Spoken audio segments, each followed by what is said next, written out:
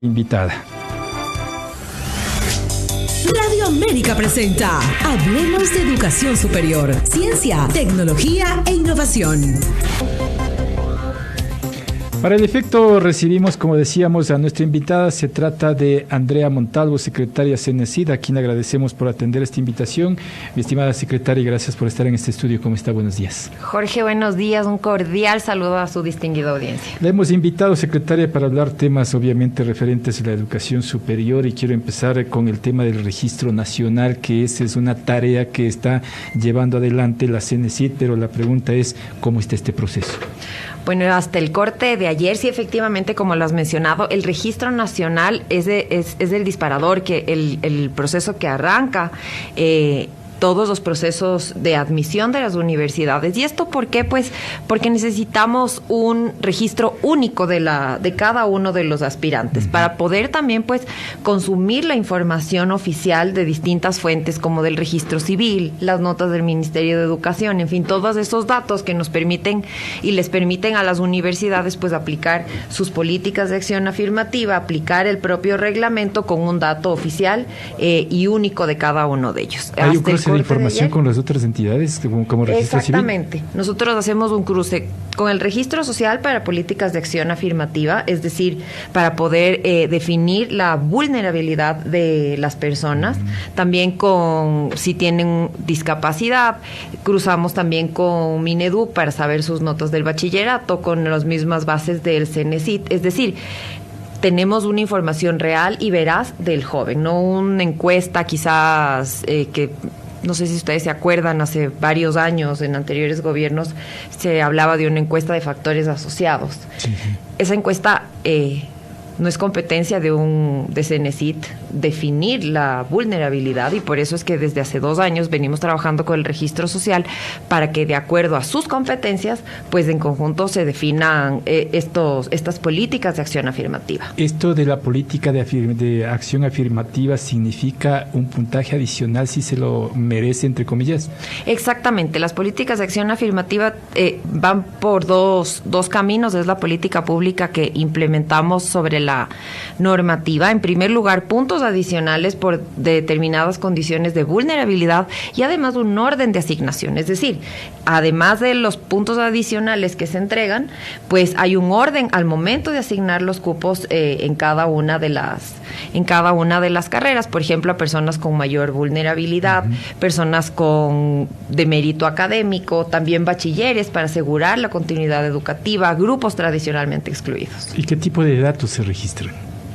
En el registro social, pues, son los parámetros que establece este organismo, esta secretaría, esta dirección. Establecen sus criterios para determinar los quintiles de pobreza, si así se definen. Si ya está cargado su quintil y su perfil, su quintil de pobreza, pues se toma la información y ya podemos tener la misma.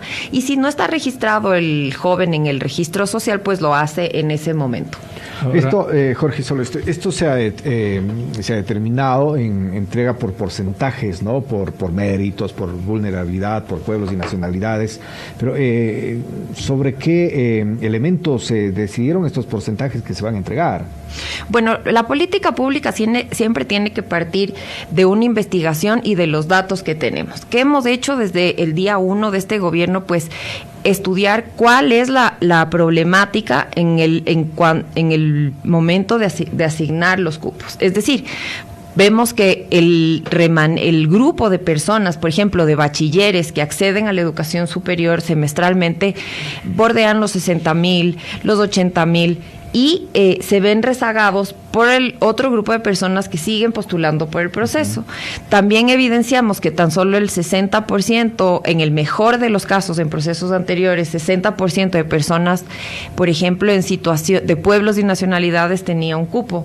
Con estas políticas de acción afirmativa que cumplen con lo establecido en la Constitución, en la LOES y en los propios reglamentos, pues conseguimos cumplir con ese derecho priorizando a las personas que más lo necesitan, y de esta manera, pues en los últimos periodos, el 99% de bachilleres de pueblos y nacionalidades obtuvieron un cupo, el 100% de personas en situación de vulnerabilidad económica obtuvo un cupo, y el 100% de las personas de mérito académico también lo hicieron. En el caso de un abanderado, por ejemplo, su mérito, aparte de haber alcanzado ese logro, tiene que dar también la evaluación.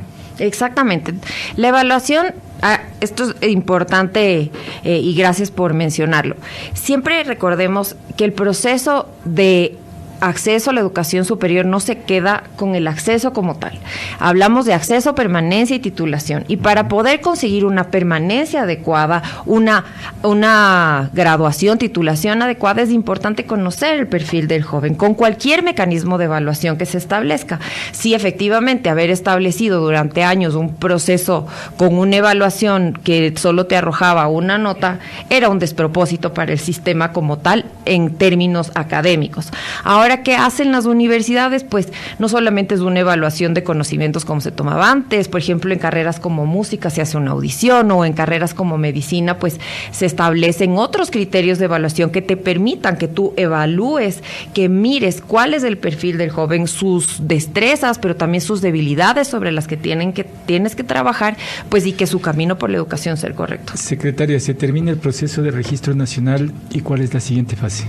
Bueno, una vez que termina el registro nacional, recordemos, son 5 universidades que para este segundo periodo, conforme a lo previsto en el reglamento, pues han pedido asistencia en el proceso. Muchos por la coyuntura, por ejemplo, lo ha pedido la Universidad Luis Vargas Torres, la Universidad Central, la Escuela Politécnica Nacional, que es del último periodo en que lo van a solicitar. Una vez que los jóvenes llenan el registro nacional, pues ya pueden acercarse a las distintas universidades. Yo y bueno, todo el equipo, los ecuatorianos, hemos visto con mucho gusto cómo las universidades por fin empiezan a promover sus carreras, a promocionar su oferta académica, realizan ferias, están en redes sociales, convocando a los jóvenes para sus distintas convocatorias que tienen para los procesos de admisión. En el proceso anterior, muchas universidades aumentaron determinados cupos, y aquí el rol fundamental que hemos establecido desde el gobierno, pues es asesorar y acompañar a los jóvenes en el proceso, pues de decisión. Sabemos que no es una decisión fácil el saber qué carrera. Muchos jóvenes no conocían la oferta. Tenemos un gran proyecto que me encantaría pasarles,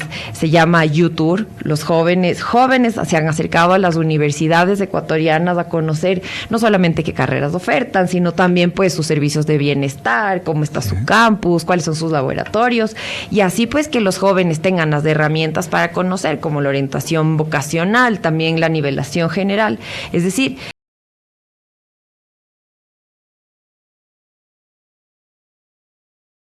en este reto que tenemos como país de que los jóvenes sepan cuál es la oferta, dónde se pueden insertar laboralmente, y no tengamos esta concentración de la demanda en una o dos carreras. A propósito de conocimiento, la CNESID también está promoviendo el nuevo reglamento del Sistema Nacional de Nivelación y Admisión.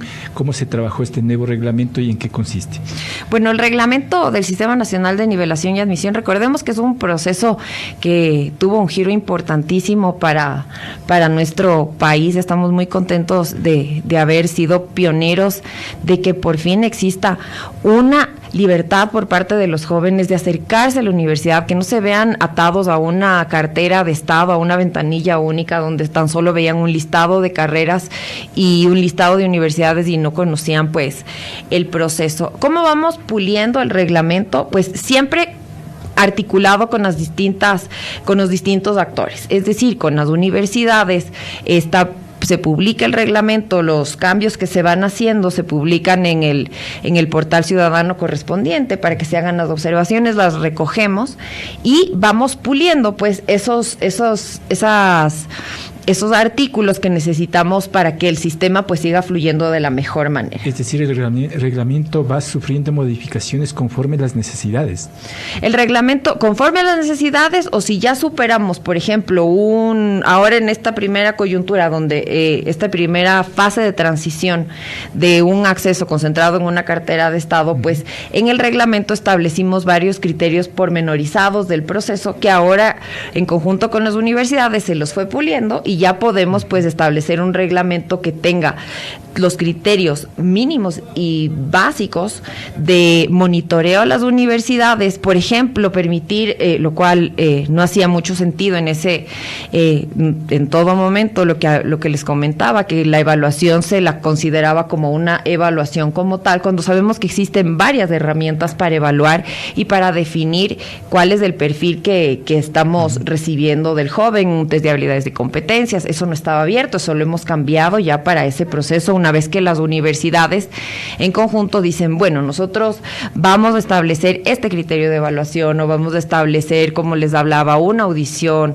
o vamos a hacer una entrevista, cuál va a ser su mecanismo en el uso de su autonomía y responsabilidad de acuerdo a la carrera, de acuerdo a la modalidad de la carrera. Por ejemplo, en carreras online es importante que haya una evaluación, por ejemplo, de habilidades informáticas. Entonces, esa es una de las reformas que se hace en el reglamento.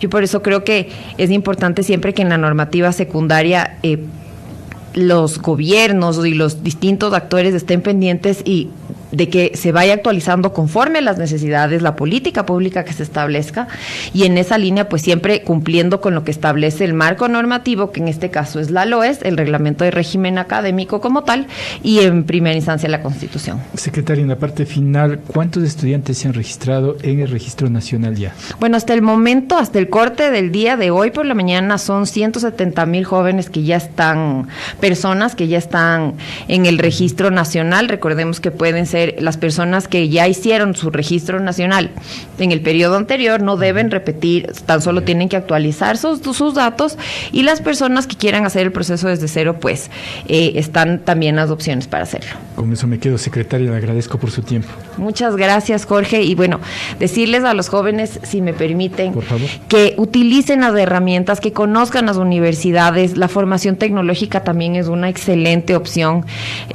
Quisiera comentarles que tuvimos 22,000 postulantes para las becas TEC. Es realmente muy gratificante saber que poco a poco conseguimos ese interés de los jóvenes, también de las empresas, de esa necesidad que tenemos de especialistas y de las grandes oportunidades que tienen en su formación. Muy amable, gracias a la secretaria de CENESID, Andrea Montalvo. Cerramos este boletín informativo de Buenos Días América. Nos veremos el día de mañana a partir de las 6 de la mañana en punto. Buenos días, permiso. América Estéreo presentó Buenos Días América. Buenos Días América, con las principales noticias nacionales e internacionales. Buenos Días América. Buenos Días América, haciendo noticia todos